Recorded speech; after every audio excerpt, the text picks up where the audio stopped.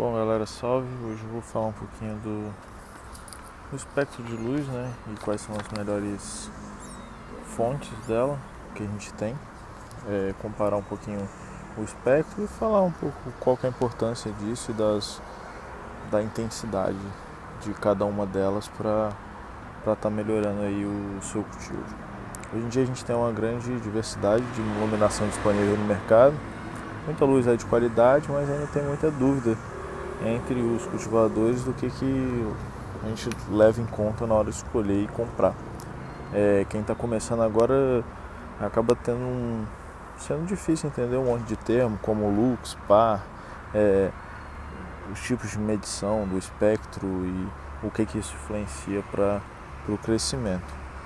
Como ninguém aqui é engenheiro, muito menos botânico, a maioria, mas a gente também quer entender um pouquinho do que a gente está comprando e para a gente tomar a melhor decisão. Antigamente as medições eram feitas em lumens, lux e par, só que hoje em dia as pessoas usam par por pé quadrado, micromol e outras medições das empresas de LED e que acaba escurecendo assim, porque nem todas usam o mesmo padrão de medição, tem algumas interferências e nem sempre um maior número de par é uma lâmpada eficiente, né? E escolher o tipo de lâmpada é o que vai garantir pra gente uma melhor qualidade aí na nossa colheita no final das contas. Escolher o tipo de lâmpada que a gente vai comprar é importante, assim, é muito mais importante a gente entender qual que é a qualidade dela, né, do que a quantidade ou a potência que a gente vai estar comprando. Não dá pra gente falar de lâmpada sem comparar com o sol, né, que é a nossa fonte primária de luz na natureza. E como vocês podem ver, essa linha atrás é o diagrama de McCree que as pessoas dizem. E ele é baseado nos principais fitocromos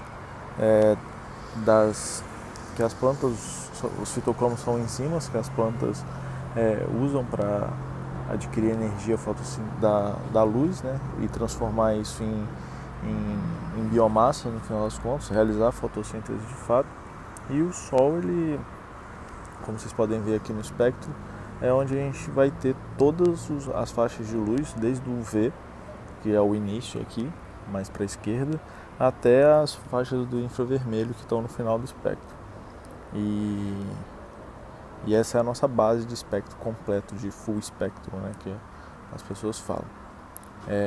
Uma das lâmpadas muito usadas durante muito tempo são as HQI e as HPS, que a gente chama que elas são basicamente um duplo espectro, né? Na HPS, na HQI é mais usada para vega, justamente por ela ter essas regiões de luz de comprimento de onda mais baixo e que abrangem também todo esse espectro de McCree. Sempre ali atrás, nessa linha branca, são as regiões onde a gente tem a radiação fotossinteticamente ativa mais alta, né, que são mais usadas pelas plantas.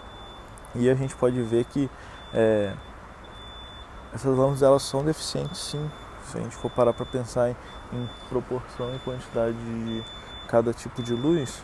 Mas se a gente for parar para pensar, é bem conhecido por todos os cultivadores, todo mundo usa, todo mundo sempre funcionou. E por que isso dá certo? Porque a gente tem uma intensidade muito forte nessas lâmpadas de quantidade de luz sendo gerada, diferentemente de alguns LEDs full spectrum que você acha aí que tem um espectro completo, mas a intensidade delas não é suficiente para desempenhar um bom papel. Então, não tenho dinheiro para comprar um LED de alta qualidade, o que eu faço? Cara, vai no que já é bem conhecido aí, todo mundo usa, todo mundo já fez muito cultivo aí dando certo, então não tem muita mística em relação a isso. Aqui a gente tem também aqui no caso são os COBs, né, que são chips on-board. E o perfil, né, aqui a gente tem 3 perfis de 3.000, 3.500, 5.000K. O que são essas temperaturas de cor? são a composição do espectro de cada uma delas. Um espectro mais quente, quanto mais baixo a temperatura em Kelvin, e um espectro mais frio, quanto mais alta a temperatura em Kelvin. O que vai diferenciar ser 3000K e 5000K? Mesma coisa para as HPS, quanto mais quente, né, uma luz mais amarela. Uma luz com mais índices de vermelhos, né, ali na faixa de 600, 660 nanômetros, elas desempenham o melhor papel na época de floração dessas plantas. Então é interessante a gente usar um tipo de luz que vai fornecer a mais azul, que são os fitocromos que vão estar fazendo com que a fotossíntese seja realizada de melhor forma na período vegetativo, e o pico de vermelho que vai influenciar na floração e vai impulsionar aí a produção de terpenos, a produção das suas flores. Comparando com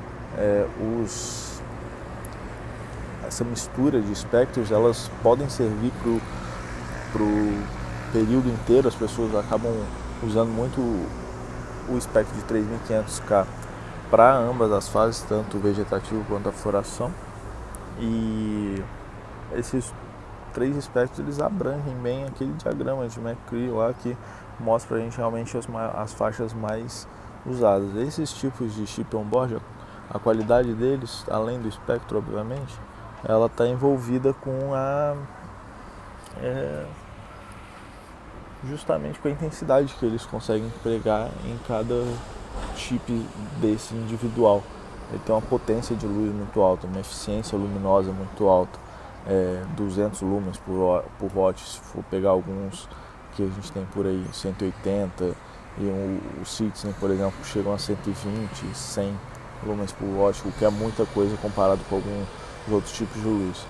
E você rodando eles a uma baixa temperatura, você acaba fazendo com que você tenha uma maior eficiência luminosa, uma menor geração de calor, porque frente às HPS aqui, principalmente no Brasil, a gente tem uma grande dificuldade de vencer o calor, de controlar dentro de ambientes pequenos esse calor. Então eles acabam sendo uma alternativa com um bom espectro e com uma boa intensidade, que é o que no final das contas é muito mais importante do que o espectro, no final das contas, como a gente vê por resultados. Não é só por teoria disso, teoria daquilo, que isso é importante também, mas resultado.